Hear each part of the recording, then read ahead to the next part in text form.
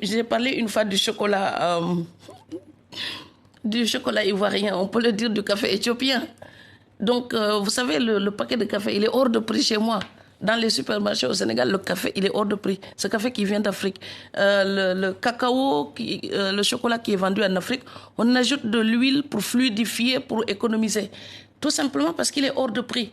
Mais honnêtement, transformer juste le chocolat et faire des tablettes de chocolat en Afrique, c'est quand même à notre portée. Oui. Pourquoi on ne le fait pas? Oui. Donc l'Afrique ne souffre pas d'un manque de ressources. L'Afrique souffre du défaut de transformation. Il faudrait consommer local, transformer et valoriser les produits de manière locale. Oui. Je vous cite, de ces leaders low cost, sans éthique, autres que leur rapacité, qui sont même des faux bergers sadiques qui privent les enfants d'Afrique du lait de leur mère. Ouais. Bref, avant de critiquer l'égoïsme de l'Europe, ou alors en même temps, balayons devant notre porte. C'est ce que vous leur dites à ces dirigeants africains. Vous savez, moi je suis toujours entre deux feux.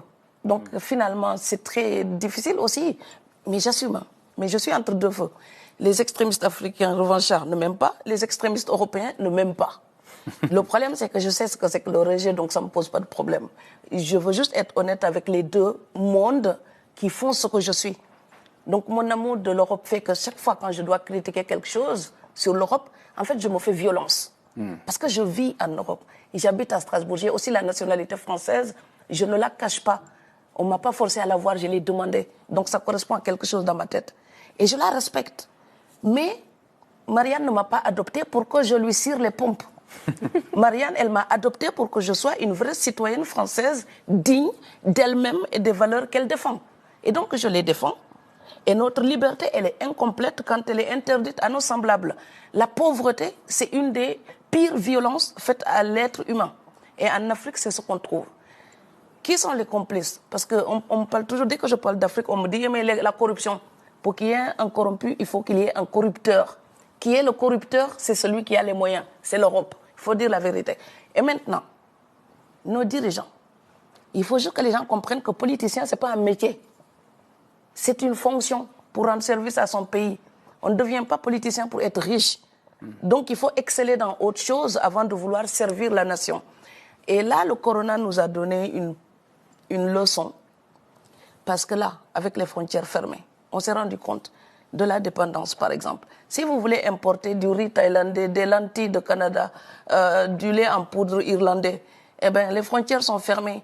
Eh bien, à un moment donné, il faudra penser à l'autosuffisance alimentaire de l'Afrique. Tant qu'on n'aura pas ça, ces jeunes-là, ils bougeront toujours pour aller chercher quelque chose ailleurs. Et on parle toujours, depuis l'Afrique, quand on est en Afrique, on parle toujours de l'exploitation, du néocolonialisme, de l'Occident qui viderait notre grenier. Mais oui, est-ce qu'il pourrait le faire si nous tous, en Afrique, nous étions soudés? S'il y avait un panafricanisme où l'Afrique parlerait d'une seule et même voix. Mais non, chacun va signer ses accords d'une manière, séparée des autres pays. C'est-à-dire qu'ils ne se mettent pas comme l'Union européenne qui va faire un grand ensemble qui va décider. Non, les pays africains vont aller individuellement. Donc chaque pays va signer, ce qui les affaiblit. Donc oui, ceux qui exploitent l'Afrique ne pourraient pas le faire s'ils n'avaient pas des complices locaux. C'est ça, ce sont les cyniques, c'est le mot que vous employez. Les cartons rouges à ces dirigeants-là, carton rouge. Oui, qui font semblant de diriger le peuple africain tout en le livrant à la famine.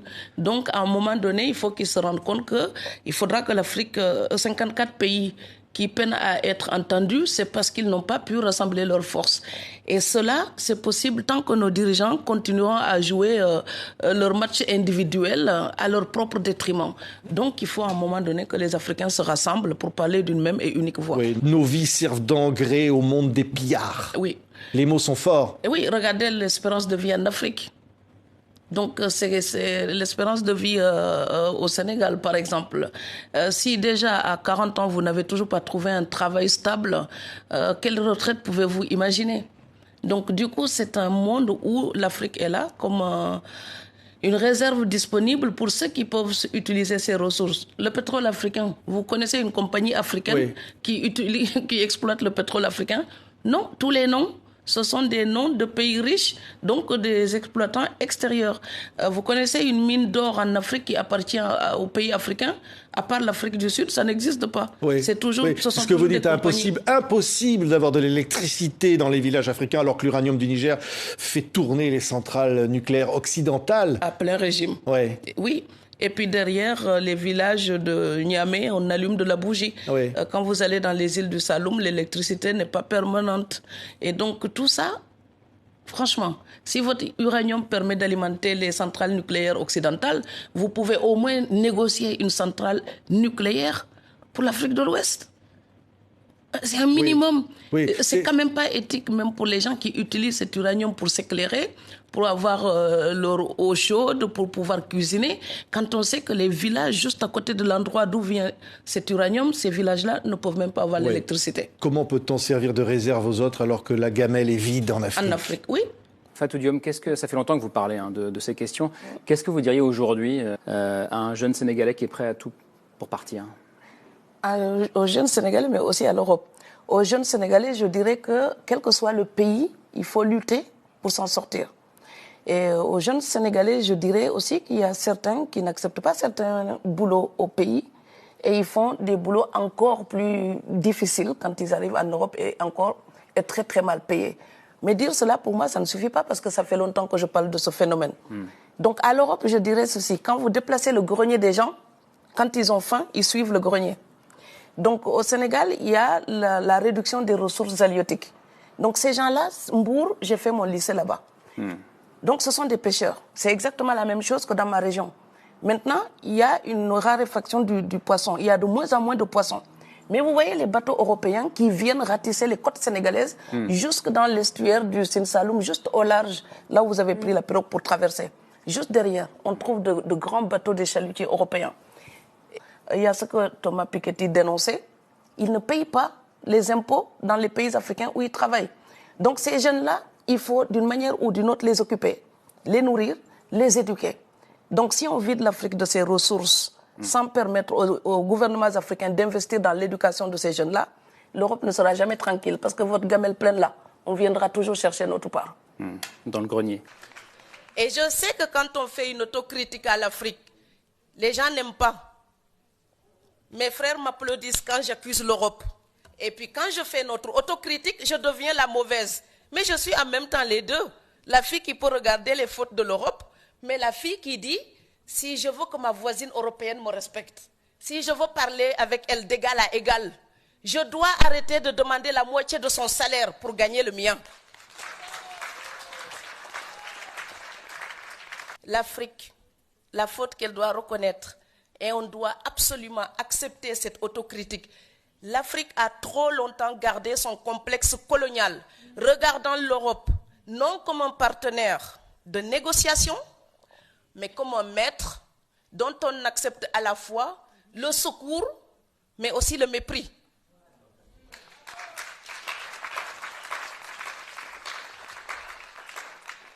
La terminologie utilisée quand on parle des relations entre les deux continents est édifiante. On parle toujours d'aide logistique, d'aide humanitaire, d'assistance technique, de subvention, etc. Il est donc toujours question de ce que l'Europe apporte à l'Afrique. Pourtant, si l'Europe a si jalousement gardé sa relation avec l'Afrique depuis si longtemps, c'est bien parce qu'elle en tire quelque chose. Alors quand les Européens viennent investir chez nous, ils font de l'aide au développement. Mais leurs comptes bancaires sont en Europe. Et une entreprise qui fait des pertes ne reste pas longtemps en Afrique, hein. Elle ferme. Donc quand ils viennent faire des affaires, ils viennent nous aider. Quand nous, on vient faire des affaires, on est immigrés économiques. Donc à un moment donné, il faut parler bêtement du marché capitaliste à la régulière. Je sais bien qu'il y a des torts que nous devons reprocher à l'Europe. Mais 3 siècles de reproches ne changeront pas notre destin. Donc, chercher un coupable extérieur ne changera pas notre destin. Si ma maison brûle et je reste là et je dis, quelqu'un a jeté une allumette, ma maison brûle, quelqu'un a brûlé ma maison, quelqu'un a brûlé ma maison. 3 saisons après, je serai encore sous les étoiles. Donc oui, l'Afrique peut reprocher des choses à l'Europe. Oui, mais les défaillances de nos dirigeants d'aujourd'hui, nous ne pourrons pas les justifier, les légitimer uniquement en accusant l'Europe. Ce serait nous mentir à nous-mêmes.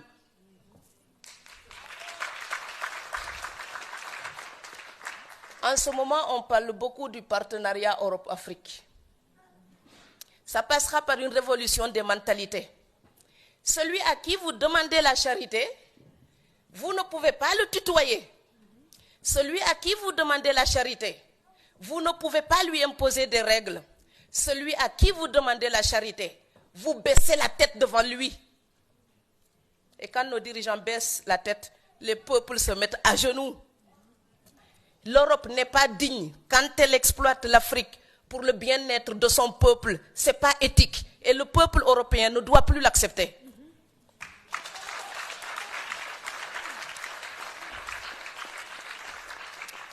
Et l'Afrique n'est pas digne quand elle se plaint tout le temps et que le peu de richesse qu'elle a, certains l'utilisent pour leur propre compte et laissent le peuple démuni. Ce n'est pas éthique non plus. Si le partenariat est une association en vue d'agir pour un bénéfice commun, je suis d'accord. Mais il est évident que pour l'instant, c'est l'Europe qui mène la danse. Alors de deux choses l'une, si vous voulez danser avec moi, vous ne pouvez pas seulement compter sur votre souffle, vous allez m'épuiser. Donc si vous voulez danser avec moi, on doit organiser nos pas et nous entendre doucement et nous entendre. C'est une conciliation. Ce n'est pas une domination, ce n'est pas un contrôle, ce n'est pas une tutelle, c'est une conciliation.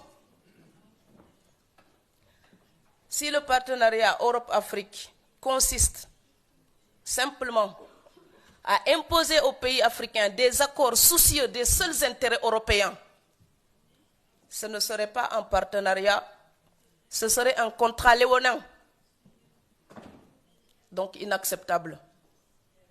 Ce serait même plus hypocrite que la colonisation. Il s'agit donc de rendre son plein sens au mot partenariat. Si l'Europe veut aider l'Afrique vraiment, il faut sortir de la condescendance et de la supposée aide pour un vrai et juste, transparent partenariat. Le partenariat Europe-Afrique peut apporter une véritable ingénierie à l'Afrique. Il n'y a pas de complexe à cela. L'Afrique doit apprendre à prendre des autres et à échanger, sans complexe.